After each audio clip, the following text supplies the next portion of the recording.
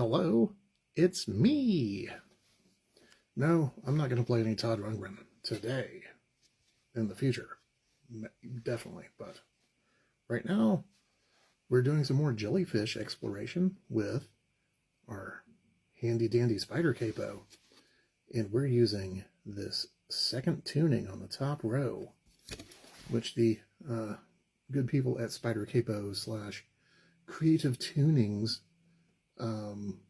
so you go on the 3rd fret there, and then on your E and your A, you're putting down those little, I don't know what these things are called, capo fingers? Let's just call them capo fingers.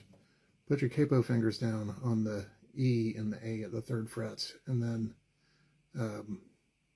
your D and your G are open, and then on the 3rd fret, put down your B and your E. So we get this kind of thing. And we're in extremely Celtic territory.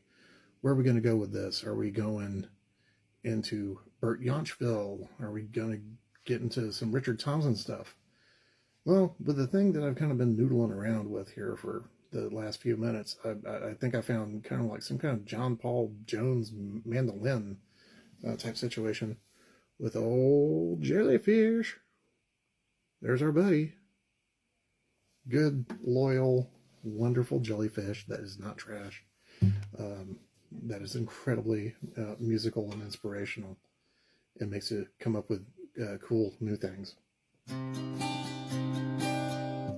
Downstrokes. So we're doing the downstrokes, and I'm not palm muting with this. In the previous video, that riff that I was outlining there was like a lot of palm muting in that to get the cello-y kind of a thing. But this is more mandolin-y, maybe kind of zithery, dulcimer-y.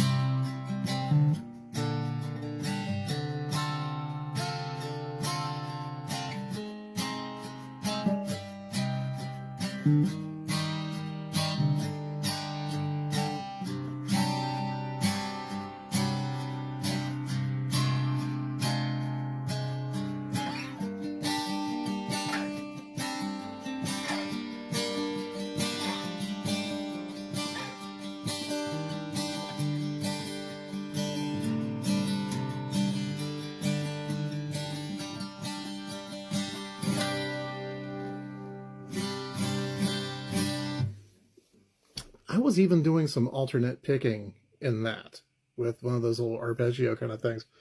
And I was just kind of just getting lost in shapes. Advice to guitar players, young and old, beginner to intermediate to far beyond me. If you're coming from like a more like disciplined background, let's say like you're a jazz guitarist or something, or maybe you're one of these super shredders and you could just sweep arpeggios around me until I turn into dust. There's a lot of magic in just finding like cool shapes against open strings and just messing around, not thinking about theory at all, just using your ears and your emotions. What? what is that? So that's some awesome sauce, and there's also a little bit of secret sauce for you. And I think a lot of that just comes from being a Led Zeppelin fan. But Jimmy Page, like, really ripped off Bert Jansch big time. I suggest you go to YouTube and fire up a video called Acoustic Roots, hosted by Scottish comedian Billy Connolly. And you could also see how a far more egregious case of theft, Paul Simon ripping off Scarborough Fair from some poor UK folkie who showed him the arrangement. And then after that guy gave Paul Simon the arrangement, Paul Simon went immediately out and copyrighted a traditional Celtic tune. Scandalous. I wonder if that's why A.D. Brickell slapped him around. Anyway, it's kind of weird that, you know, somebody who can make such beautiful music can, you know, by many accounts, kind of a repugnant person, unfortunately. But such is life. And so we don't mean to get off on a rant here. Anyway, so SpiderCapo, Jellifish, do it up. Find you a Jellifish. They're discontinued, but you could probably get them on the internet somehow if you just keep on looking. I haven't been able to do it, but there's got to be hundreds of these things out there. But SpiderCapo, these are plentiful, and you could just go out and get one. And experiment. Open strings. Shapes. Don't get tied up in the theory. Theory is cool, but theory isn't everything. I think emotion beats theory any day. And when you can, you know, kind of use both, I mean, you got the best of both worlds, right? So that's all for now. Until next time, this is Ready, Fret, Go. Noodle Sesh. Goodbye.